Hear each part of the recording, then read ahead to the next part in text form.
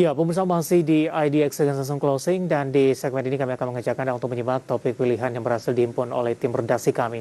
Di tengah penurunan indeks harga saham gabungan pemirsa ternyata masih ada beberapa sektor yang masih mengalami penguatan di sepanjang perdagangan hari ini. Salah satunya adalah sektor industri dasar dan produsen semen meskipun secara keseluruhan pergerakan saham-saham emiten produsen semen ini tidak mengalami penguatan secara bersamaan pemirsa, namun beberapa sahamnya justru pergerakannya menonjol. Di antaranya adalah SMGR, kemudian juga ada INTP.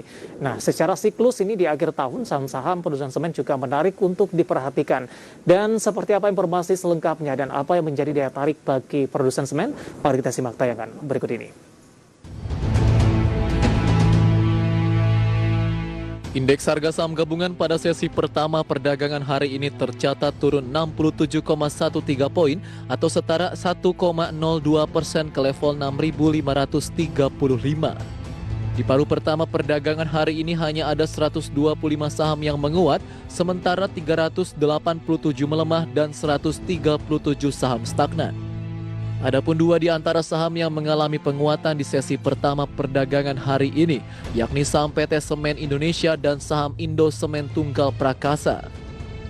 Saham produsen semen dengan kode SMGR dan INTP tersebut tercatat naik masing-masing 200 poin dan 400 poin. Kenaikan yang terjadi di sesi satu hari ini juga melanjutkan tren positif kinerja saham kedua emiten produsen semen skala besar ini.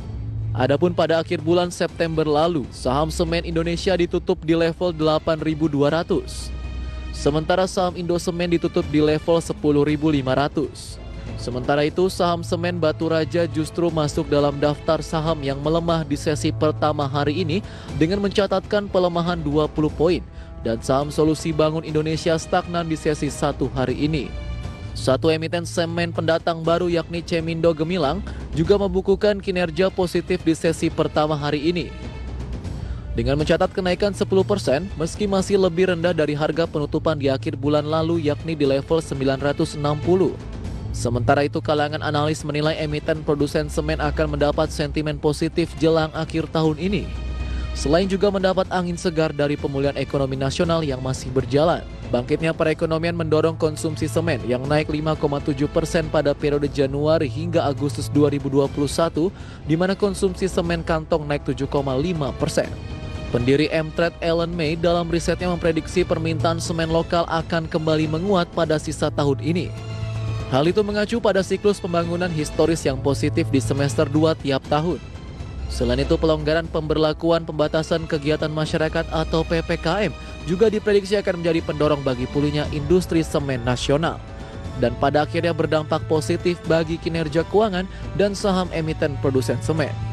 Berbagai sumber IDX Channel.